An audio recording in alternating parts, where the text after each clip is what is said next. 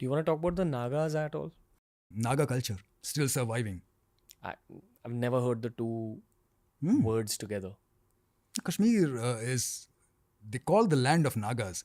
If you still open the map of Kashmir, the political map, you will see how many cities are still named as their suffix are Naga. Anantnag, have you heard? Verinag, have you heard? These are very popular cities in Kashmir. They have a huge, I mean, as per the legends, Kashmir at one point of time was the city, was the place of Nagas. In that particular lake, which in the ancient times was called Satisar. What are Nagas? I got two answers for you, Ranveer. All right. One, obviously, you know what I'm going to talk about. Nagas are some beings which are way more advanced than Homo sapiens. At one point of time, they also flourishing on this particular planet. They still are. You and I can't probably reach out to them. Let's put it this way. You and I can't even reach out to, let's say, Donald Trump right now. Yeah. Or blue whales? Blue whales, orcas, lots. You see, you and I have access to limited things, and we don't have access to those beings right now, currently, in this form. But if you want to invoke them, yes, bloody hell you can. Second are Nagas, which are the human tribes who have learned enough from those ancient beings and started to sort of develop a cult, became a civilization later down the line, and they followed a lot from their so-called divine beings. So they become a tribe and becomes a civilization. Kashmir has been like that. A lot of influence from Naga culture. Before, I would say, the yagya and rituals and Vedic puja and other deities start to infiltrate into the Kashmir Valley, which is about 7,000-8,000 years back. So Kashmir has a huge Naga cult. I have a lot of Shetty friends, lot of Kannadiga friends. They all take their Naga pujas very seriously. And I know for a fact that in the southern part of our country, Naga worship is still relevant, popular. Yes. It's popular to the extent where most families Yes. will do it if they are Sanatani. We've heard of Naga land. Yes. And even names have power. There's got to be some connection there. Yes. Right? Nagaland is mostly a tribal culture. I also know that the tribal forms of Tantra are also extremely powerful. Yes, because they are less corrupted. Yeah. The lineage actually is less unbroken in the tribal cultures. Yeah. You spoke about the human tribes that have adopted Naga culture. Yes. I'm sure Nagaland was a part of that. Could be. Possibly. Could be. Okay, but let's talk about Kashmir. So you're saying there are indigenous Kashmiri tribes that have learned from the Nagas and are still practicing? Yes. I mean, those indigenous Kashmiri tribes that you talk about are the people of Kashmir today. I mean, this is thousands and thousands of years of, evolution into what they have become today. Despite changing their faith systems or rituals or something, there's still a reminiscence of something from the ancient Naga culture, even in today's life. The way a Kashmiri woman would braid her hair. Check that out. It's fantastic. The way a lot of that thing is still surviving, and you can see that in regular lifestyle of Kashmiris. Yeah. I mean, what does generations of Naga worship do to people? This is something I'm personally sharing this thing with you, and I used to wonder. We spoke of perception as to how we see the world. Right? What would a Naga perception be? Imagine yourself being a snake. Would you see Ranveer the way I look at it? You would be a whole different entity to me. And this whole room will be very different if I look at it from a cat's eye, let's say.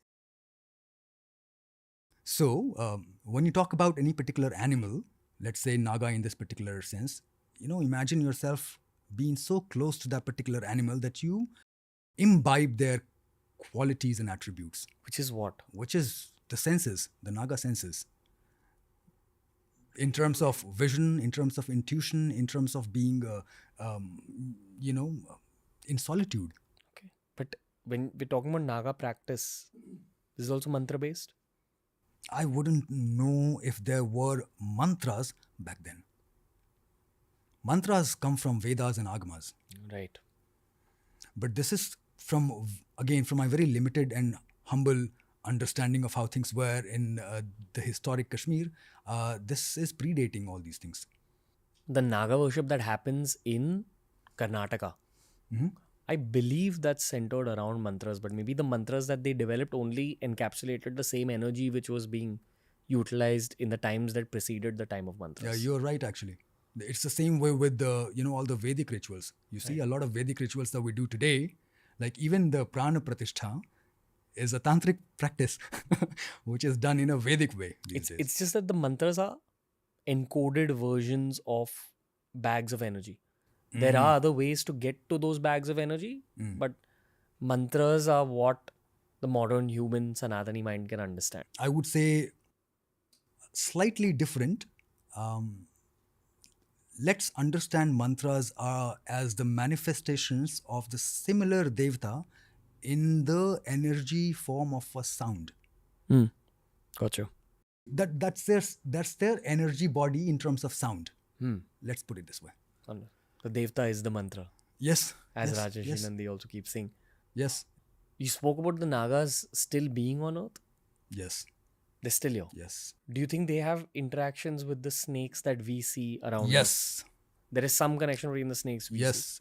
Not talking, but or hi, hello, how are you doing, sweetie? But in their own very subtle energy forms. Have you ever? This is a question I hope you don't mind me asking. But when you are in your, when you sit down for your sadhana, or if you have been through any anusthana, have you encountered a reptilian around ever? Lots of lizards. Lizards, because you're doing it in a protected city environment, I guess.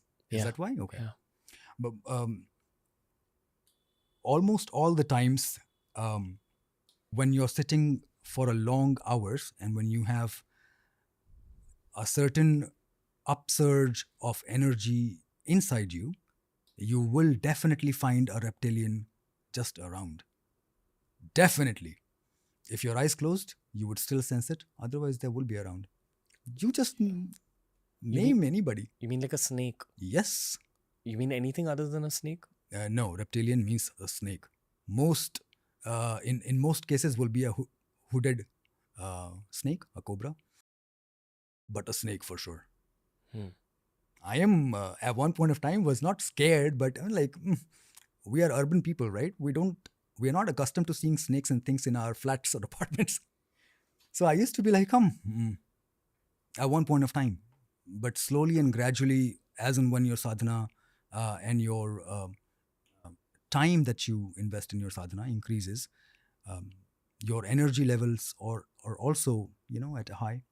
I think you slowly and gradually start to build that connection with the reptilians also.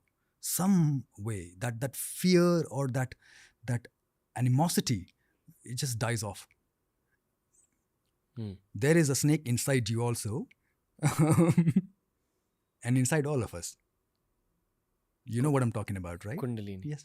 Slowly and gradually, you will become, if not friendly, but that animosity is definitely going to die off if you are progressing in your sadhana.